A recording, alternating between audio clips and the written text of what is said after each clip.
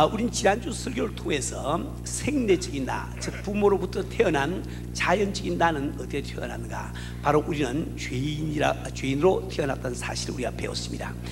우리가 죄인으로 태어난 것은 바로 우리 영혼이 우리 부모의 영혼으로부터 분리되어서 나오기 때문에 그렇다, 이렇게 말씀드렸습니다. 이것을 신학적으로는 영혼 분리세라고 이야기를 합니다. 아담 이브가 죄를 지은 다음에 그 영혼이 새까맣게 변해서 이제 거기서 우리가 분리되어 나오니까 우리가 새까만 영혼으로, 즉 죄인의 영혼으로 분리되어 나오는 것 너무나 당연한 일이죠. 그래서 로마서 3장 23절 말씀에는 모든 사람이 죄를 범하였음에 하나님의 영광에 이르지 못하니 모든 사람들이 이게 죄인으로 태어난 것을 말씀해 주고 있습니다. 이것을 우리가 바로 원죄라고 부르고, 또 원죄를 타고 났기 때문에 우리의 성품은 죄성을 가지고 타고났다, 이렇게 말씀을 드렸습니다. 근데 이런 사실을 우리가 이렇게 깨닫는 것이 성도의 삶에 왜 필요한가? 여러분, 우리가 가만히 생각하면 정말 내가 어쩔 수 없는 죄인으로 태어나는 것을 깨닫는 그 사람만이 어떤지 하나님의 도우심으로 살기 위해서 몸을 치는 거예요. 우리 신앙생활은 하나님의 도우심으로 살기 원하는 이런 그 마음이 사라지면 기독교 신앙이 될 수 있습니다. 또 뿐만 아니라 두 번째로, 내가 죄인임이 깨달은 그 사람은 남을 판단하는 마음이 안 생겨요. 우리 주님께서 나를 판단하지 마라, 아까 판단해서 큰 죄를 여기시는데, 내가 죄인 되기 깨달은 그 사람만이 남을 판단하지 않을 수 있습니다. 뿐만 아니라 우리는 내가 죄인임이 깨달은 그 사람은 다른 사람에게 화를 내지 않게 돼요. 또 내가 죄인임이 깨달은 그 사람은 남을 잘 용서를 합니다. 내가 지금 하나님 앞에 1만 달란트 빚을 탕감받았으니 100데나리온 빚진 우리 동관에게, 친구들에게 얼마든지 용서해 줄 수 있단 말이에요. 또 뿐만 아니라 내가 죄인임이 깨달은 그 사람이 쉬지 않고 기도를 할 수 있는 거예요. 그러니까 여러분들이 정말 죄인임을 깨닫는다고 하시, 우리 올바른 신앙생활을 위해서 왜 필요한지 우리가 잘 알 수 있을 거예요. 근데 오늘은 그러면 우리가 예수를 믿고 난 다음에 나는 또 어떤 사람인가, 어떻게 변했는가, 여기에 대해서 잠시 말씀을 드리려고 해요. 자, 우리가 예수를 진심으로 믿을 때 성령께서 우리 심령에 들어오시고 우리가 새로운 피조물이 된 거예요. 우리는 새로운 피조물이 되었기 때문에 내 그 마음속에, 또 내 육신 가운데, 혹은 내 영 가운데 많은 변화가 일어나고, 또 우리 신분에도 많은 변화가 일어납니다. 오늘 저는 이 모든 그 변화에 대해서 다 말씀드릴 수 없어요. 앞으로 우리가 예수 믿고 난 다음에 나는 누군가, 이 제목을 가지고 앞으로 2주 더 설교를 하려고 합니다. 오늘은 그 중에 가장 중요한 거, 우리가 바로 예수를 믿음으로 말미암아 하나님의 자녀로 변화된 거, 이거 한 가지를 가지고 좀 말씀드리길 원합니다. 우리 사랑하는 스님들은 요한복음 1장 12절, 오늘 이런 본문 말씀을 보면은 영접하는 자, 곧 그 이름을 믿는 자들에게는 하나님의 자녀가 되는 권세를 주셨으니, 당신이 어떻게 생각하든, 당신이 어떻게 느끼든 상관이 없이 하나님의 입장에서는 우리가 하나님의 자녀들은 권세를 주시단 말입니다. 믿음은 무엇입니까? 그것은 하나님의 약속의 말씀을 믿고 신뢰하는 것, 그것이 바로 기독교 신앙입니다. 유명한 그 나폴레옹에 얽힌 이런 이야기였어요. 아무리 전장터에서 잠시 쉬고 있는데 그 나폴레옹의 그 말이 도망을 가버렸습니다. 아주 끝이 맘대로 뛰어서 나타나거든. 그 옆에 있던 어떤 그 이등병이, 혈졸병이 달려가서 그 말을 붙들어 가지고 끌고 왔어요. 그 나폴레옹은 그저 보통 한 말대로 아무 생각 없이 Thank you, Captain. 네, 캡틴 코 부르는데 캡틴 하고 그걸 했다고요. 그런데 그 당장 그 병사는 자기 막사에 가더니 짐을 다 사가지고 장교 막사로 옮겨가는 거야. 옮겨가서 딱 갖다 풀어놓고 식사 시간 됐는데 장교들하고 함께 장교 식당에 밥 먹으러 간 거예요. 그 이야기를 들은 나폴레옹은 그 자리에서 그 코브를 불러가지고 뒤에 계급장 탁 달아주고 이렇게 그 캡틴을 만들었단 말이에요. 인간 나폴레옹도 자기가 한 말을 신용해 주니까 그는 참 이게 자기 약속 의지 못해서 계급장 달아주네요. 우리가 정말 하나님께서 우리가 예수를 믿을 때 하나님의 자녀가 되는 권세를 주셨으니 그 말씀하시면 그냥 믿으세요. 그냥 믿으세요. 내가 어떻게 느끼든 상관이 없어. 뭐 어떻게 생각하든 상관이 없어요. 주님이 주셨으니까 그걸 믿는다 말이에요. 내가 하나님의 아들, 딸 된 것을 꼭 여러분 믿는다 말이에요. 근데 우리가 지금 하나님의 아들, 딸이 됐다. 이것이 무슨 뜻인가? 우리는 다시 한번 좀 생각을 좀 해봐야 되겠습니다. 왜 그러니까 하나님은 누구세요? 하나님은 누구세요? 영원한 하늘나라의 왕이시여. 그러니까 우리가 하나님의 아들 되었던 이 말은 바로 내가 참 영원한 천국의 왕자님이 되었던 이 말이에요. 이걸 잘 기억하세요. 내가 정말 하나님의 딸이 됐던 이 말은 영원한 하늘 아래 참 내가 공주가 됐던 이 말이에요. 요즘 참 많이 그 공주병 이런 이야기 듣는데, 우리 예수 믿는 자매들은 공주병 들어야 돼. 공주병 들어야 돼. 왜? 진짜 공주님이니까. 그렇죠? 근데 우리가 정말 천국의 왕자요 공주가 됐다고 하는 게 엄청난 이야기입니다. 제가 매번 예를 들지만은, 여러분 어느 날 참 점심때 어느 식당에 갔더니 식당이 붐벼가지고 빈 의자가 없습니다. 테이블이 없습니다. 그래서 어떤 자매님과 참 테이블을 같이 쓰면서 밥을 먹었어요. 근데 한참 이야기를 주고받고 이러다가 헤어졌는데, 나중에 알고 봤더니 그 자매님이 유럽 어느 나라에서 온 공주님이라. 깜짝 놀라가지고 막 만나는 사람마다 화내 오늘 어느 날 공주하고 식사했다고 막 이야기하고, 뭐 저 장거리 전화로 많이 한국에 전화를 가지고 부모님들한테 저 언니 동생한테 말이야, 동기한테 저 동생한테 전화해서 오늘 내가 어느 나라 공주하고 밥 먹었다가 막 이게 막 야단 법석을 할 거예요. 막 어떤 사람은 돈 들여서 신문 광고까지 낼 줄 모르겠습니다. 우리가 정말 세상에서 이게 페어리시, 이게 없으실 그 나라의 공주들 만나서 밥 안 먹고도 그렇게 감격하면서 내가 내 자신이 영원한 한나라의 참 왕자가 되고 공주가 된 것, 이것을 우리가 믿는다고 하면서 그 감격과 참 그 뭡니까 저 충동이 우리 마음속에 없으면 안 돼요. 제가 1971년도 1월달에 한국을 떠났는데, 그 무렵에 제가 언제인지 확실히 기억은 안 납니다. 신문에 이런 기사가 났어요. 그때 한국에는 무궁화 복근이라고 해서 복근이 참 나온 거예요. 근데 어떤 엿장수 하시는 저 아저씨가 40살쯤 된 아저씨가, 우리 한국에서 엿장수 하면 제일 가는 사람 아닙니까? 그죠? 그분 이제 하루 종일 엿을 팔다가 이제 오후에 피곤도 하고 이러니까 그 엿장수들이 잘 모이는 그 아지트가 있는데, 거기 가서 이제 혼자서 오수를 즐기고 있습니다. 낮잠을 자고 있단 말이에요. 그래서 한참 자고 있는데 참 지금 엿장수 하시는 하는 그 젊은이들이 그들도 엿을 팔다가 다 거기다 모인 거예요. 근데 그날따라 복권 당첨자 발표한 날이었습니다. 그 자연히 젊은이들이 복권을 말이지 화질 올려가지고 막 서로 이야기를 주고받습니다.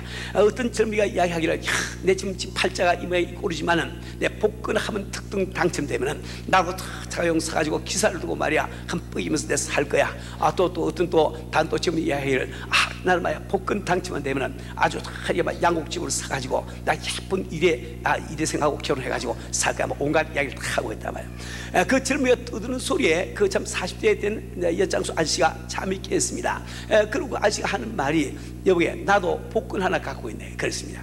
그러니까 젊은이들 하는 말이, 아저씨 오늘 복권 당첨 그 발표를 했는데 복권 좀 뜯어보셔야지요. 그러니까 그 아저씨 하는 말이, 아이고 누가 그 뭐 복권 당첨될 거 믿고 사다리나 이런 거 하나 있겠거니 하고 위안 삼아 넣고 다니는 거지.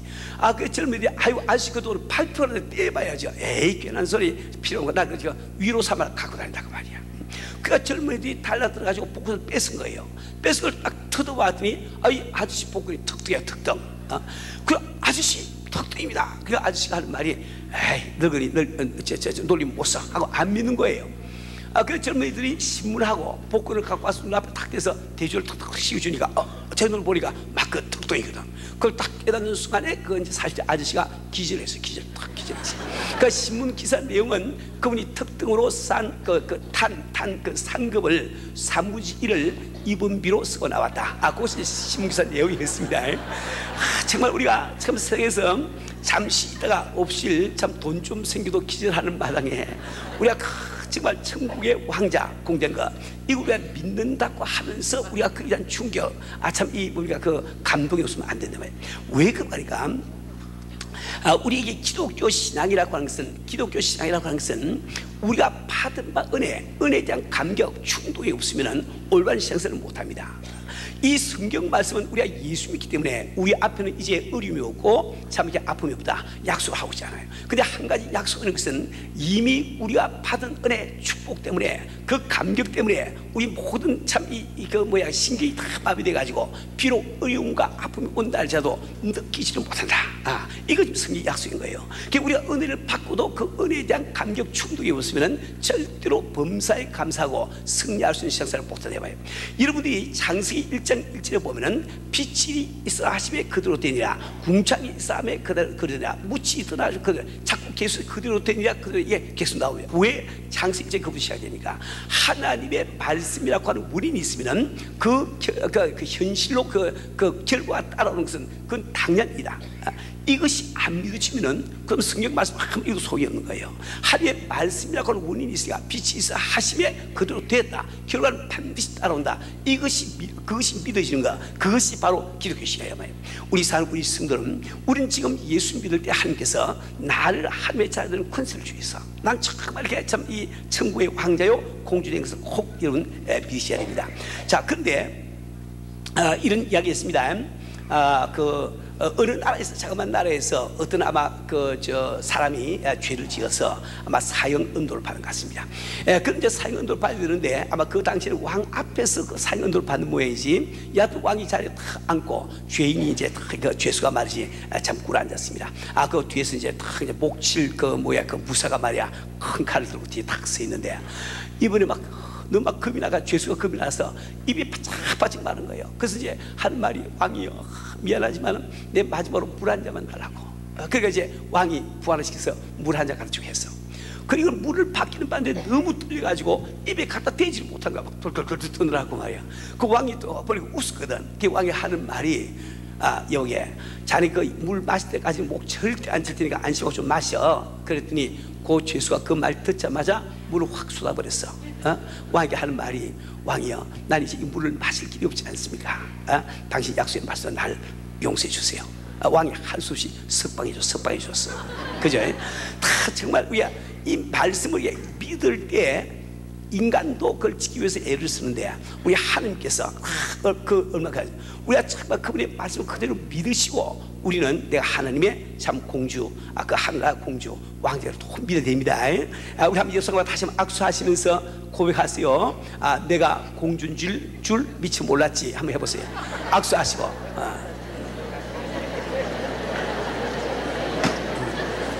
자, 혹시 옆에 부부 같이 앉아 계시면은 와이프가 남편에게 이야기하세요. 여보, 정신 차려.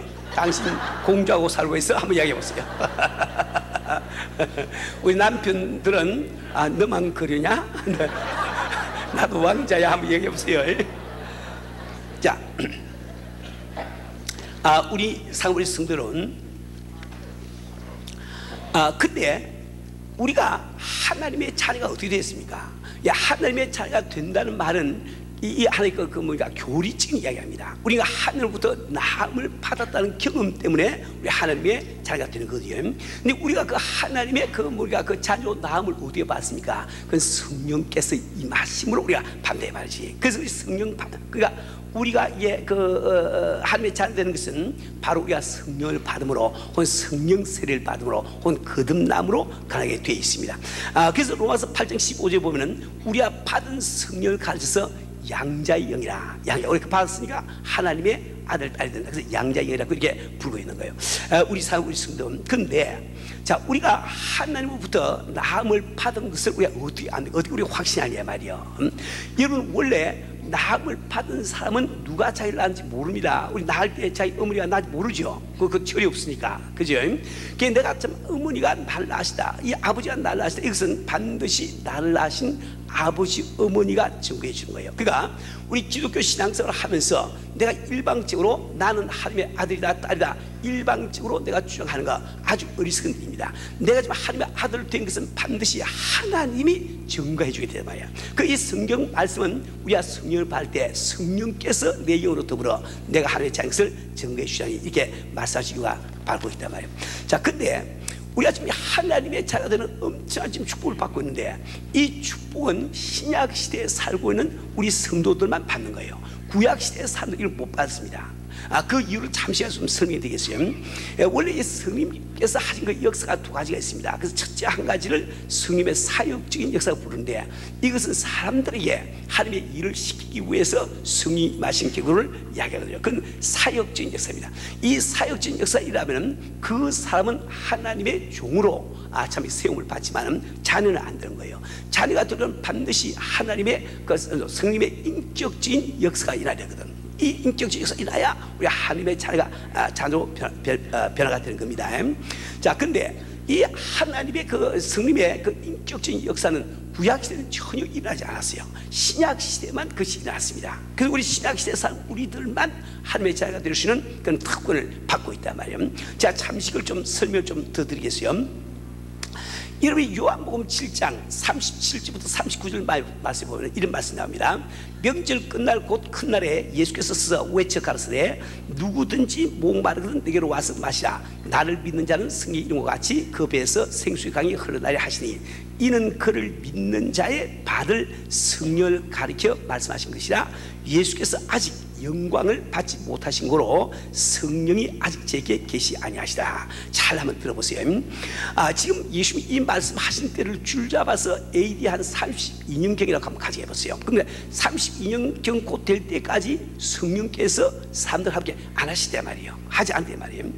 근데 여러분이 구약성에 보면 예를 들어서 사사기 3장 10절에 보면은 여호와의 신이 그에게 임하셨으므로 그가 이스라엘 사람이라. 이것은 지금 그 사사 온니엘 이야기인데, 온니엘은 이스라엘 백성들이 가나안 복지를 점령한 다음에 그다음에 여호수아가 죽고 난 다음에 첫 번째 사된 사람이에요. 그러니까 그때가 아마 시기주로 보면은 BC 한 1400년경이 된다 말이에요. 근데 AD 32년에 인형경에 아직 성령이 인간과 함께 안 하시다 한 그 성경이 이제 BC 1400년경에 성령에서 임하시다니까 그 말이 참 이상하지 않습니까? 그거 참 이상 들리는데 그거 이상한 게 아니에요. 그 이제 내용을 알아보면은 AD 32년경까지는 성령의 인격적인 역사가 아무도 아니었단 말이에요. 그러나 사역적인 역사를 일어난 겁니다. 그러니까 다시 구약성에도 성령 받는 이야기가 참 많이 나와요. 그래서 그들은 성령을 받아도 하나님의 종으로 쓰임받기 위해서 받은 것이 자녀가 되지 못해요. 자녀가 되는 것은 보혜사 성이 임하심으로만 우리가 받을 수가 있는 겁니다. 그래서 여러분들이 정말 이렇게 참 이렇게 우리 알아야 되는 것은 내가 받은 축복과 은혜를 알기 위해서 그럼 종과 자녀는 어떤 차이가 있는가, 이걸 잘 우리 알아야 되는 거예요. 한번 그냥 가만히 생각해 보세요. 지금 어떤 사람이 큰 기업을 운영하고 있습니다. 세계적인 기업을 운영하고 있습니다. 때문에 그 참 기업을 위해서 사정도 필요하고 전무도 필요하고 무슨 각 부장도 필요하고 다 필요하단 말이에요. 그래서 그 사람은 참 이렇게 큰 그 회사를 운영하기 위해서 아마 하버드 출신 혹은 또 이렇게 예일 출신 이런 그 사람들을 다 고용해가지고 아마 일을 다 맡기고 일을 시킬 거예요. 다른 사람들이 볼 때 그 사람들 아주 막 현란합니다. 아주 뭐 이렇게 뭐 기라성 같다 말이에요. 아주 큰 막 테이블에 앉아가지고 회신 의자를 굴리면서 부하직원에 탁 명령하고 말이야. 회사 내중 큰 차 타고 기사가 있고 막 좋은 집에다가 좋은 가구 가지고 살고 있으니까 모든 사람이 다 우르르 봅니다. 근데 그 기업주에게 아들이 하나 있는데 이 아들이 조금 팔사둥이라, 팔사둥이 말은 조금 모자란 이바지요. 그러나 그 아들이니까 이 회사를 갖다가 지금 앞으로 인계해야 되지 않습니까? 그 아버지는 그 아들을 갖다가 일병회에서 아마 서무과 일반 직원으로 아마 취직을 시켜가지고 일을 시킬지 몰라요. 그래서 사람들이 보면은 참 그 아이는 아무것도 아닌 것처럼 보여요. 근데 그 참 사장님과 그 아이가 언제 차이가 나는가? 그것은 그들이 무슨 실수를 저질렀을 때 차이가 나는 거예요. 자, 아무리 참 피가 번쩍한 이런 거 상임이라 할지라도 실수가 저지르면 잘 고용인이니까 내일 아침에 회장이 이걸 알고 파이 하면 끝나거든. 그죠? 그때부터 막 두려움이 마음속에 생긴단 말이에요. 그 집에 탁 와서 참 이렇게 애꿎은 담배를 poka 피우면서 말도 안 하고 신문만 창 뜯다 보시니까 옆에서 또 아내가 또 무슨 일이 나고 와서 여보 뭐 일이 있어 왜 그래? 그러면 아무것도 아니야. 아주 툭 쏘듯이 이야기하고 그리고 또 아내가 또 그것도 당신 뭐 일 있으면 이야기해야지 이야기하면 아무도 안 되니까 탁 하면서 딱 돌아앉아서 또 신문 쫙 보다가 또 눈치도 없는 또 아내가 그래도 남편 도와주다가 옆에 와서 여보 뭐 있으면 좀 이야기해야지. 그냥 괜히 애매한 그 부인에게 소리 꿰치면서 아무도 안 해줘 이러면서 힘은 보시오. 왜 그렇습니까? 마음에 불안감이 있으니까. 불안감이. 근데 지금 팔사둥이 아들은 아무리 실수해도 그 배짱이 있다고요. 지가 내 아버지인데 어떡할 거야? 그지? 아무리 잘못해도 지가 내 아버지인데 어떡할 거야? 걱정 근심 안 해. 그래서 이제 오늘 읽은 그 참 이게 그 뭐니까 로마서 8장 15절 말씀 보면은 너희는 다시 무수한 종의 영을 받지 않고, 종의 영이라고 하는 것은 구약 시대에 받은 성을 얘기한다고요. 그때는 종되기 위해서 그걸 받아야 돼. 그러니까 그걸 항상 두려워합니다. 참 이 다윗도 정말 이렇게 바스바하고 나쁜 짓을 하고 나단 선지의 그 참 직을 받을 때 그는 정말 10편 50편을 쓰면서 얼마나 그는 참 이렇게 그걸 합니까? 저 회개를 합니까? 그 10편을 보면은 당시의 성실에 대해서 그러지 마소. 그는 성령을 받았지만 그 성이 떠날 수 있단 말이에요. 그래서 그건 겁을 낸 거예요. 근데 우리 참 신약시대 사는 우리들은 겁날 이유가 하나도 없어. 그분이 아버지니까. 그렇죠? 좀 우리가 이 받은 은혜, 이것이 얼마나 큰 축복인지 잘 이게 기억을 하셔야 됩니다. 근데 여러분들이 우리가 정말 하나님의 자녀가 된 것, 이것이 얼마나 큰 축복인지 이걸 알기 위해서는 마태복음 11장 11절에서 주님이 하신 말씀을 가만히 생각해 보세요. 거기 보면은 주님이 말씀하시기를 여인이 내가 찌시는게 말하니 여자가 낳은 자 중에 세례 요한보다 더 큰 이가 이라면 없더라. 그러나 천국에서는 극히 작은 자라도 저보다 크니라. 무슨 뜻입니까? 이 상에 여자가 낳지 않는 사람 있나? 여자가 낳지 않는 사람 있겠어요? 꼭 두 사람 있지요. 두 사람. 누구예요? 여자가 낳지 않은 사람. 예, 아담과 이브. 안 낳지. 예, 하나님 만들어줬으니까. 딴 사람들 참 여자가 낳은 거예요. 그 여자가 낳은 사람 가운데는 아브라함도 있고, 뭐 야곱도 있고, 뭐 이삭도 있고, 다윗도 있고, 다들 있죠. 근데 그 모든 사람 가운데서 세례 요한이 제일 위대하다, 제일 크다 말이요. 왜 그 말씀하실까? 이유가 있습니다. 구약시대에 참 이 사는 사람들 말이죠, 전부 다가 참 메시아가 올 것을 예언을 하거나 혹은 메시아가 이 땅에 오시는 통로를 만들기 위해서 쓰임을 받은 거예요. 근데 세례 요한 직접 그 오신 예수를 만나고 이분이 바로 메시아다 하고 증거를 해줬으니까 그 모든 사람 가운데서 세례가 제일 크다는 거예요. 그래 참 중요한 말씀, 그런 말씀입니다. 그러나 천국에서는 극히 작은 자도 저보다 크니라. 근데 이번 신약 성경을 연구해 보시면 천국이라고 하는 이 단어는 보혜사 성령이 임하신 것을 그걸 책으로 이야기합니다. 다시 말하면 천국에서 이 말은 즉 보혜사 성령 보혜사 성령 받는 사람 가운데서는 가장 작은 자도 이보다 크니라. 무슨 뜻입니까? 우리가 성령 받고 나서 아무리 신앙생활을 개떡같이 하더라도 그것이 세례요한보다 더 위대하다 말이에요. 왜 그렇습니까? 세례요한은 종인데 당신은 하나님의 자녀가 되니까. 우리 성경 말씀을 폼이 좀 구체적으로 깨닫고 우리가 참 이게 그 예수를 좀 믿어야 되겠습니다. 여러분들이 참 우리가 받은 은혜가 얼마나 큰지 이걸 알기 위해서 제가 다시 히브리서 11장 39절 40절 말씀을 가지고 잠시 좀 설명을 드리겠습니다. 거기 보면 이렇게 기록이 되어 있어요.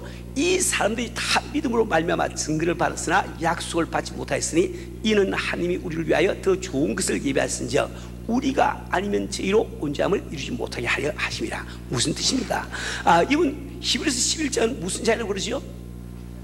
무슨 장?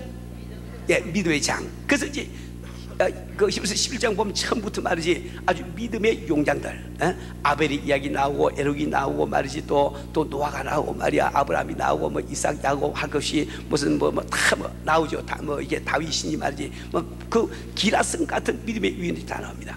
그 이야기가 다 끝난 다음에 결론적으로 지금 하신 말씀이 이 사람들이 다 믿음으로 말미암아 증거를 받았으나 약속을 받지 못하고 할 수 있으니 무슨 뜻입니까?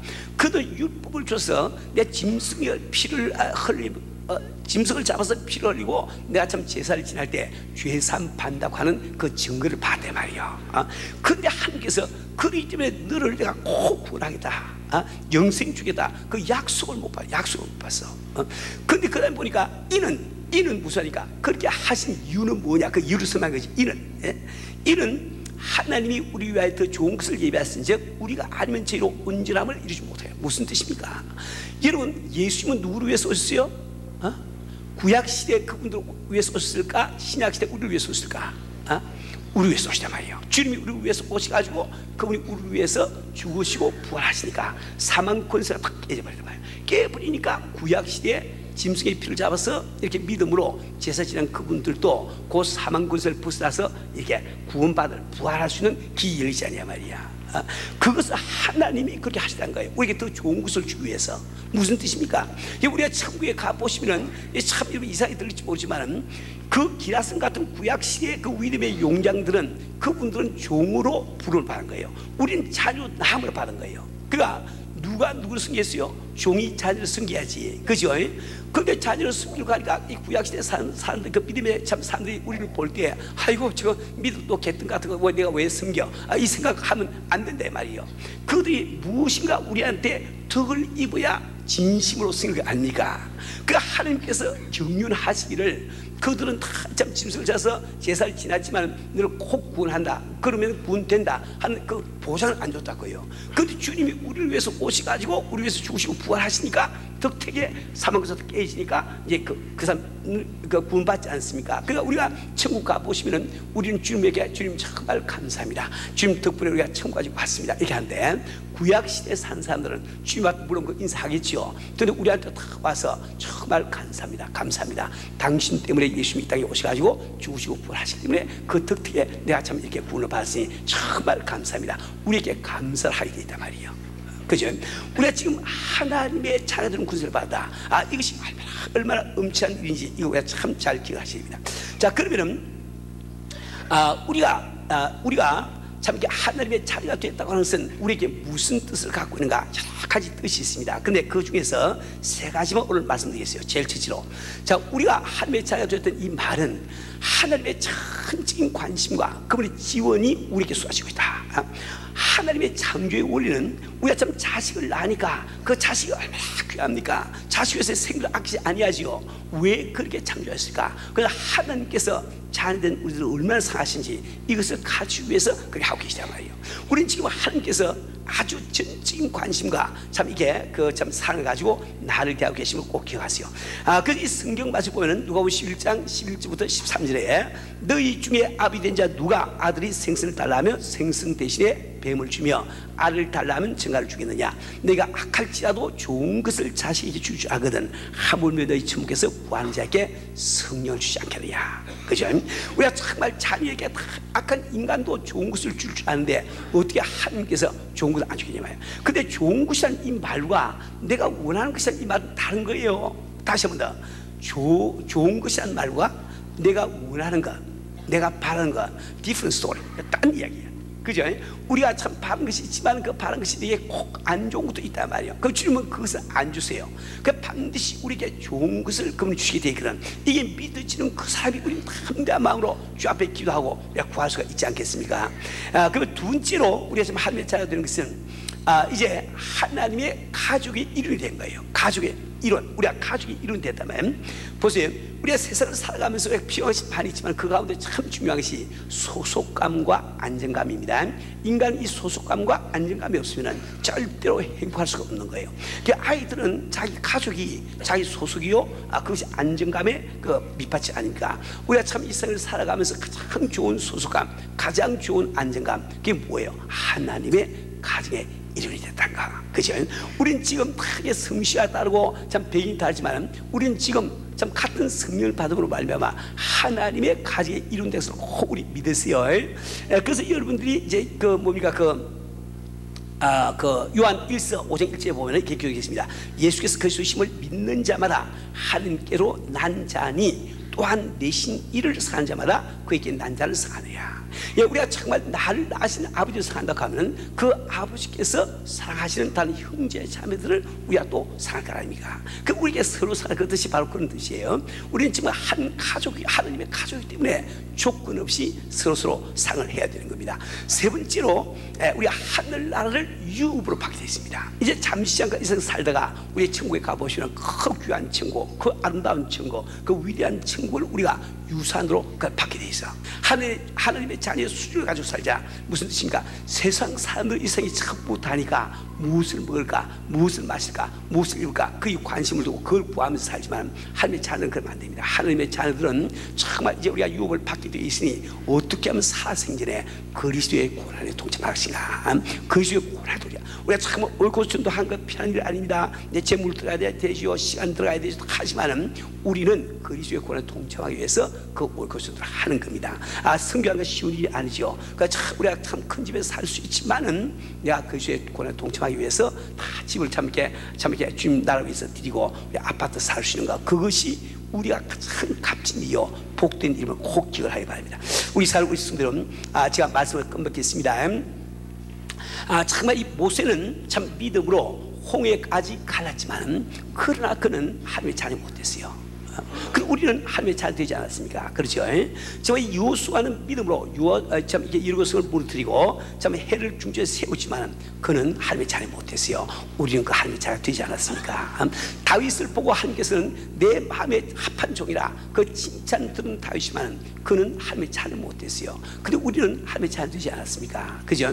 그래서 우리는 범사에 감사해서 사는 거예요. 밤새 오늘 우리는 참 이렇게 주 앞에 받은 것을 꼭 생각하시고 그 영광 받기 위해서 우리가 주와 함께 고난도 받는다, 이 말씀 꼭 우리 기억하시면서 주 앞에 영광 돌리시는 복된 소리 되시길 주님을 축원합니다.